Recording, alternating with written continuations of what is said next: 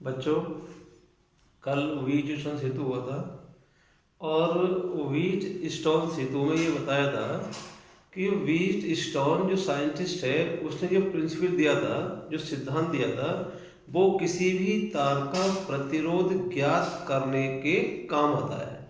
लेकिन उसने एक सिद्धांत दे दिया, हम वो तार का प्रतिरोध कैसे ज्ञात करेंगे, उसके लिए कोई ना कोई उपकरण चाहिए। तो मैंने कल बताया था दो उपकरण बनाए गए हैं जो व्हीट स्टोन सेतु पर के सिद्धांत पर कार्य करते हैं। एक मीटर सेतु अर्थात मीटर ब्रिज, एक post office box. Post office box अब आपके सिलेबस में नहीं है, केवल मीटर ब्रिज है। तो आज हम मीटर ब्रिज के बारे में पढ़ते हैं। तो बच्चों, जैसा कि इसका नाम है मीटर सेतु, मीटर ब्रिज, जो कि व्हीट स्टोन सेतु के सिद्धांत पर कार्य करता है। तो वो उपकरण का मैं डायग्राम बना रहा हूँ आपके सामने। इसमें क्योंकि मीटर सेतु, इसमें 1 मीटर लंबा तार लेते हैं हम मैग्नेट या कॉन्स्टेंटन का। तो मैग्नेट या कॉन्स्टेंटन का ही क्यों लेते हैं? हमने पीछे पढ़ाया था कि प्रतिरोधकता पर ताप का प्रभाव, तो मिश्र धातुओं पर ताप का प्रभाव पढ़ाया था और उसमें मैंने नोट्स भी लिखा था, याद करना, देखना पीछे के नोट्स। कि कुछ मिश्र धातुएं ऐसी होती हैं, कुछ मिश्र धातुएं ऐसी होती हैं कि जिन पर ताप का प्रभाव बहुत कम पड़ता है, ना के बराबर। यानी कि ताप बढ़ने के बाद भी उनका प्रतिरोध लगभग कांस्टेंट रहता है। तो यही मैग्नेट और कांस्टेंटन की विशेषता है, इसलिए इसमें मैग्नेट या कांस्टेंटन का ताप लेते हैं 1 मीटर लंबा। फिगर कैसे बनाते हैं? देखो, ये मीटर सेतु का फिगर। इसमें 2 एल के आकार की पत्तियां होंगी, एल कैपिटल एल, इस टाइप की 2 पत्तियां होंगी। तो देखो, ये बच्चों हो गया एल के आकार की 2 पत्तियां, ये इस टाइप से। तो एक पत्ती ये हो गई और एक पत्ती यहां से, मान लीजिए ये एक पेज, या मैं नाम दे दिया इसका ए, ये एल आकार ऐसे बनाती है और यहां नाम दे दिया अभी ए। ठीक है बच्चों, एक दूसरी पत्ती जो कि एल के आकार की, ये हो गई।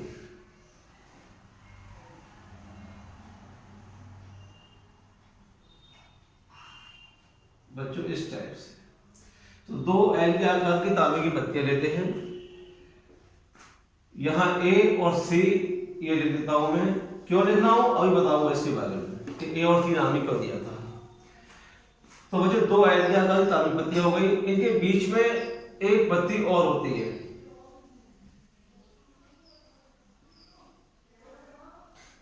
इन सब पर 3-3 पेच लगे होते हैं, यहां भी 3 पेच,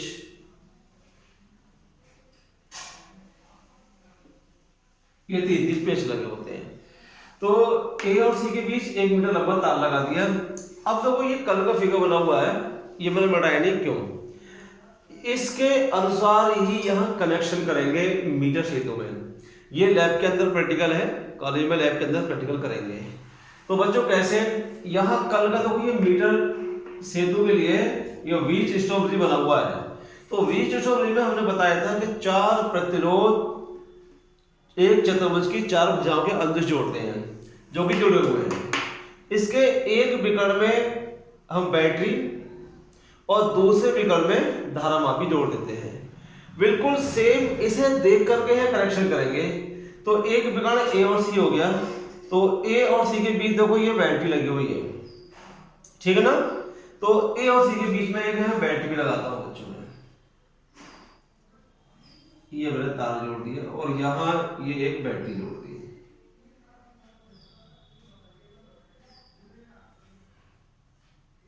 ये बच्चों ए और सी के बीच एक बैटरी जोड़ दी और यहां एक रियोस्टेट लगाते हैं। रियोस्टेट धारा नियंत्रक, जो धारा के मान को घटाया बढ़ा सकता है, वो ये ऐसे। और यहां एक कुंजी होगी बच्चों, ये ये पॉजिटिव, ये नेगेटिव, ठीक है ना? ये जो ए और सी है, ये ए और सी, के बीच देखो हमने ये ए सी यहाँ से ज्यादा पूरा एक पत्ती है तो ए और सी का रहेगी, यहाँ से लेके यहाँ तक तो ए और सी के बीच हमने एक बैटरी लगा दी, एक कुंजी लगा दी, एक ही धारा नियंत्रक है, ये और स्ट्रेट कहते हैं, ठीक है ना। ये जो एक बीच में पत्ती है तो देखो यहाँ ए, इसे नाम दे दिया हमने डी, तो ए बी सी डी, तो बच्चों ए और डी के बीच यहाँ पर एक प्रतिरोध बॉक्स लगाते हैं। प्रतिरोध बॉक्स जो हमें ज्ञात होता है कि उसके अंदर कौन कौन से प्रतिरोध है, जो उपयुक्त प्रतिरोध होता है वो यहाँ पर लगाएंगे। कैसे, तो देखो यहाँ प्रतिरोध बॉक्स ये मैंने बना दिया इस टाइप से बच्चों,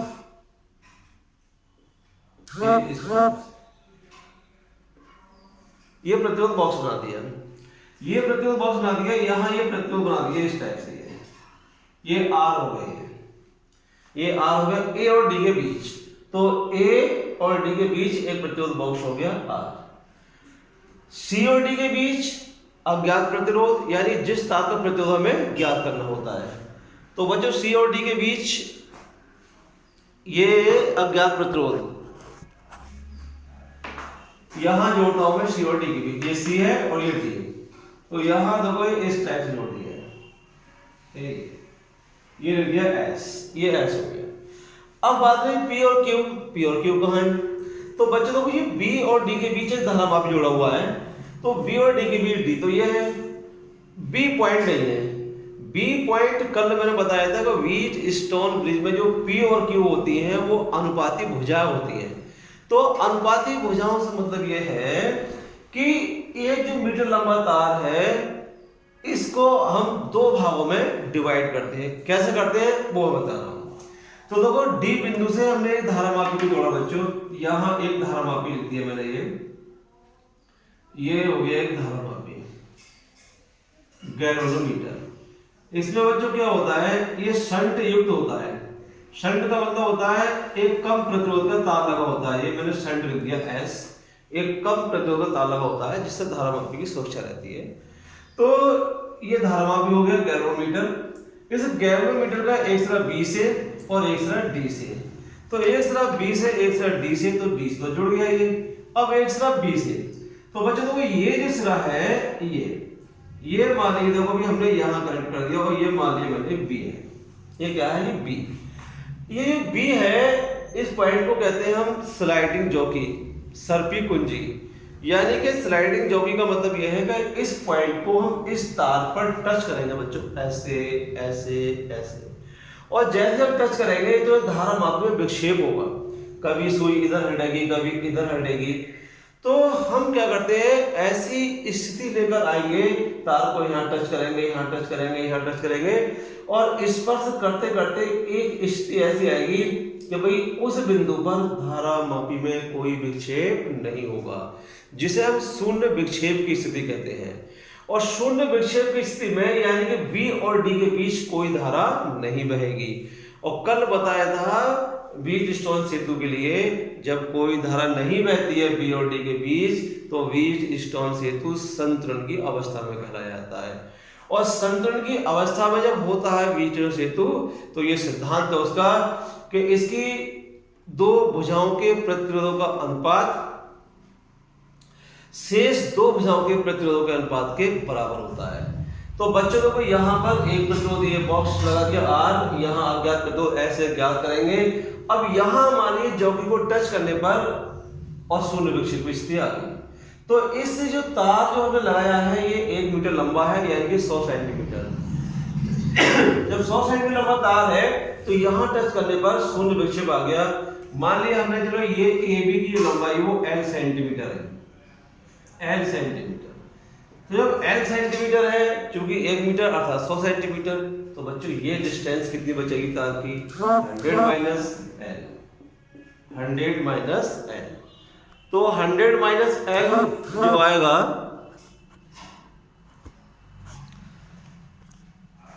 तो 100 माइनस L सेंटीमीटर, ये डिस्टेंस होगी बच्चों 100 माइनस L सेंटीमीटर।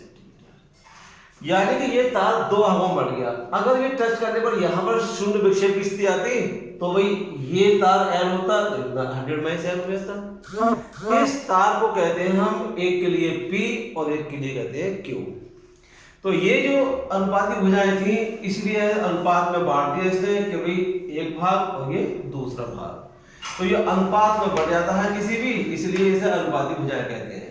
तो एक को मिल गया जो P और एक लिख दिया हमने Q, तो P Q R S चारों प्रतिरोध तुम्हारे सामने है, ऐसा फिगर बनाएंगे। अब ये अगर संतुलन की अवस्था में है बच्चों, तो संतुलन की अवस्था में क्या होता है, वीज स्टोन सेतु अगर संतुलन की अवस्था में होता है, तो संतुलन की अवस्था में क्या होता है बच्चों कि P upon Q R upon S के इक्वल होता है। मैंने इक्वेशन फर्स्ट डाल दी। हम यहाँ से P और Q का मान निकालेंगे बच्चों। यहाँ से यहाँ तक तार तो एक ही है, एक समान मोटाई है, यहाँ से यहाँ तक एक समान मोटाई है, अनुप्रस्थ काट का क्षेत्रफल समान है, यानी कि हमने A मान लिया। लंबाई इसकी L हो गई तो इसकी 100 माइनस L हो गई। एक फॉर्मूला पढ़ाया था हमने पीछे विशिष्ट प्रतिरोध के पदों में, क्योंकि R बराबर रो इंटू L अपॉन A। तो विशिष्ट प्रतिरोध भी समान होगा क्योंकि एक ही तार है, A समान होगा क्योंकि भी एक ही तार है, यहाँ से आता मोटे समान मोटाई का है। लंबाई अलग अलग हो गई, इतने भाग की अलग और इतने भाग की अलग। इस फार्मूले के द्वारा हम प्रतिरोध निकाल सकते हैं P और Q का मान। तो पहले लिखता हूं बच्चों कि यदि ये जो AC तार है, यदि तार AC का विशिष्ट प्रतिरोध रो तथा अनुप्रस्थ क्षेत्रफल A है, तब तो बच्चों P कितना हो जाएगा, तो P ये प्रतिरोध है, जहां हमने प्रतिरोध को R लिखा है, तो इसे मैं बता देता हूं। तो जहां R लिखा है तो R के सामने P लिख रहा हूं, तो वो P equal to rho into L, लंबाई भी L है, L अपॉन A को मैंने स्मॉल दिया है, चलो जो कि A है कैपिटल है, तो A की विषय ये होगी बच्चों। इसी प्रकार BC के लिए Q equal to rho into ये जो लेंथ है वो 100 माइनस L, तो 100 माइनस L अपॉन A, ये तीसरी इक्वेशन होगी। P और Q के मान बच्चे समीकरण 1 पर रख दीजिए, तो फ्रॉम 1 2 एंड 3 तो रखेंगे हम फर्स्ट इक्वेशन में P और Q की वैल्यू, तो P की वैल्यू है दोगे rho into L upon A, और यहाँ Q की वैल्यू है rho into 100 minus L upon A equal to R upon S। तो बच्चों देखो यहाँ से डिवाइड में A से A कैंसिल, रो से रो कैंसिल, L अपॉन इतना। हमें तो अज्ञात प्रतिरोध S की वैल्यू फाइंड करनी है, तो भाई S इक्वल टू कितना हो जाएगा, S इधर ले आओ, ये राशि ले जाएगा पलट जाएगी, तो S इक्वल कितना हो जाएगा बच्चों, S equal 100 minus L upon L into R। तो देखो बच्चों भाई इस फार्मूले से किसी भी तार का प्रतिरोध ज्ञात कर सकते हैं। L यहाँ पर लंबाई जहां जो भी टच करेंगे और जहां शून्य विक्षेप आएगा वो दूरी हम नाप लेंगे, वो L की वैल्यू पुट कर देंगे। R प्रतिरोध बॉक्स से प्रतिरोध निकाल के तब लगाएंगे हम, वो हमें ज्ञात होगा। तो ये वैल्यू पुट करने पर अज्ञात प्रतिरोध का मान ज्ञात कर सकते हैं। तो इस प्रकार बच्चों मीटर सेतु व्हीटस्टोन सेतु के सिद्धांत पर कार्य करने वाला एक उपकरण है, जिसके द्वारा हम किसी भी तार का प्रतिरोध ज्ञात कर सकते हैं। तो बच्चों आज के लिए